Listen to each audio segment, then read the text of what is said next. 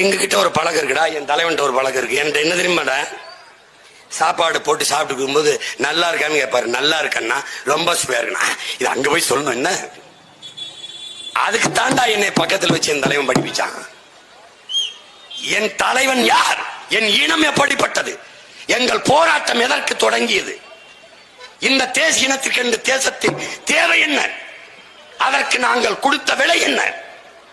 நீ ஒரு பணத்தை கொடுத்து விலையை கொடுத்த பொருளை வாங்குவாய். நாங்கள் விரும்பிய விடுதலைக்கு உயிர்களையாக கொடுத்திருக்கிறோம். ஆனால் இன்னும் அந்த விடுதலையை வாங்கவில்லை. விட்டு விட்டு போய்விடுவோம் என்று நினைக்காதே. என் தலைவனின் இடுப்பிலே இருக்கிற துவக்க ஆயுதம் மிச்சம் வைத்ததை அவனுடைய பிள்ளைகள், அவன் அந்த விடுதலைக்கு துவக்கை தூக்கினான், அவன் பிள்ளைகள் வாக்கை தூக்கி இன்னொரு தாயினிடத்தில் அதே விடுதலையை வென்று முடிப்போம். ஆயுதம் மிச்சம் வைத்ததை அரசியலால் அவன் பிள்ளைகள் வென்று முடிப்போம். சொல்லுவான், ஆமக்கரி அங்க போய் சொல்லு, பண்டிகரி அங்க போய் சொல்லு. கடைசியா சூட்டு பாய்ச்சி எடுத்துக்கும் போது ஒரு துப்பாக்கி, இது AK-74. அவர்கிட்ட இருக்க ஒரு பழக்கம், இது எந்த நாட்டில் கண்டுபிடிக்கப்பட்டது, எந்த ஆண்டு கண்டுபிடிக்கப்பட்டது, இந்த துப்பாக்கிக்கும் இதுக்கும் என்ன வித்தியாசம்னு அவன் மாதிரி ஒரு அறிஞன் இனி இந்த இனத்தை பார்க்க மாட்டான். ஏன், பார்வதி தாயின் வயிற்று வழியில் பிறந்தவனடா, தமிழ் தாயின் வரலாற்று வழியில் பிறந்தவன் அவன். அது கொடுங்க, அது கொடுங்க, உங்க இதை கொடுங்க. எங்க அண்ணன் நடை சேர்ந்து பிரிச்சு இங்க பத்தியா, இது ஜெர்மன். இது வந்து 1998 இது கண்டுபிடிக்கப்பட்டது. இதன் விசை வந்து இவங்க 36 தோட்டம், 36 குண்டுகள் இதுல போடலாம், இதுல 40 போடலாம். இப்படி உலகத்தில் 5 நிமிஷம் மாட்டி திருப்பி நாங்க போட்டு சொல்லுங்க, பயந்துருவனி.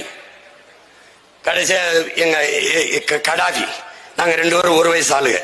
இங்க நாற்காலியை போட்டு என் தலைவன் உட்காந்து என் தம்பி சுடுறத பாத்துட்டு இருக்காப்ல, சரியா வரல. நெஞ்சில சுட்டா தாண்டா 10, கீழே மேல கீழே போச்சுன்னா 8, 9, 6, 7. எனக்கு 7க்கு மேல போக மாட்டேது. பாத்துட்டு இருந்து என்ன பிரச்சனைன்னு கேட்கிறாரு. படை நான் எப்படி நடத்துன்னு பாடுறா, இந்த தானே இருக்காரு. இங்க இருந்து சொல்லலாம்ல. கடாவி கிட்ட போறாப்ல, கிட்ட போய் கீழே குனிஞ்சி, அண்ணன் வந்து விசையை டக்கு டக்குன்னு அழிக்கிறாருன்னு தலை கவுந்துக்கிறதுன்னு. இப்படி நீங்க சினிமாவில் சொல்ற மாதிரி சொல்ல முடியாது, சொல்ல முடியாது. அது தலை கவுந்துக்கிறோம். அது வந்து அப்படி சொல்லுங்க, எந்திரிச்சா சினிமாவில நல்லா தான் என்கவுண்டர் பண்றாரு. இங்க என்ன பிரச்சனை இருக்கு, நான் அப்பதான் இந்த எவன ஒருவன்ல இந்த மாதவனை சுட்டிருக்கேன் அந்த படத்துல, அதை பார்த்திருக்காரு. சொல்றாரு, அப்படி பண்ணக்கூடாது, விசையை வந்து இப்படி பிடிச்சு இப்படி மெதுவா அழுத்தினா அதுவா போய் அடிக்கும். உங்களுக்கு விரல் வலிக்கிற வரைக்கும் எங்கையே பிடிச்சுக்கிறங்க, இப்படி பண்ணுங்க, அப்படி செஞ்சுக்கிட்டே இருங்க. வலிக்கும் போது சொல்லுங்க, அண்ணா இப்ப கொடு விசை, அடிங்க, அச்சவா, அவ்வளவுதான், இவ்வளவுதான். இப்படி பயிற்சி கொடுத்துட்டு அப்படி உட்கார்ந்து இருக்கும் போது 10 இதுலயும் சிங்களம் படம் வச்சிருப்போம். அங்கிருந்து சுடணும் 1, நாங்க இந்த உயிர் 2, திருப்பி இங்க வரணும். நம்ம பெரிய சிம்பாடி கராத்தே பிளாக் பெல்ட் நான் போனேன். ஒரு தடவை போயிட்டு திருப்பி வரும்போது நாக்கு நாளா தள்ளிட்டுது, மூச்சுக்கு மூச்சு வாங்கிட்டுது. அப்புறம் கொஞ்ச நேரம் பேச்சு கொடுத்து கொஞ்சம் ஆறுதல் ரிலாக்ஸ் பண்ணிக்கிறது. பேச்சு கொடுத்து அண்ணா கொடுக்கும்போது AK-74 சின்னதா ஒரு குச்சி மாதிரி போகும், அரிசி மாதிரி தான் தோட்டா இருக்கும். இங்க ஒரு புள்ளி தான் தெரியும், முதுகுக்கு பின்னாடி எது இருக்காது, இப்படி போயிடும். இதை விளக்கிட்டு சுடுங்கன்ட்டு உட்கார்ந்துருக்காப்ல. சுட்டுக்கிட்டே இருக்கும்போது இது ரஷ்யாவில் இருக்குது, ரஷ்யாவில் AK-47 இருந்தது ராணுவத்துல. அதை வாங்கி காவல்துறைக்கு கொடுத்துட்டு இப்ப ராணுவத்துக்கு இந்த 74 கொடுத்துருக்காங்க. அதுக்கப்புறம் இப்ப நம்ம கிட்ட இருக்குது, இந்தியாவில் இல்ல, உலகத்துல எங்கேயும் இல்ல, ரஷ்யாலையும் நம்ம கிட்ட இருக்குன்னு சொல்லிட்டு சுடுங்கன்னு உட்கார்ந்துருக்காரு. நான் 4 தடவை 2 தடவை சுட்டுட்டு சோர்வாயிட்டேங்க.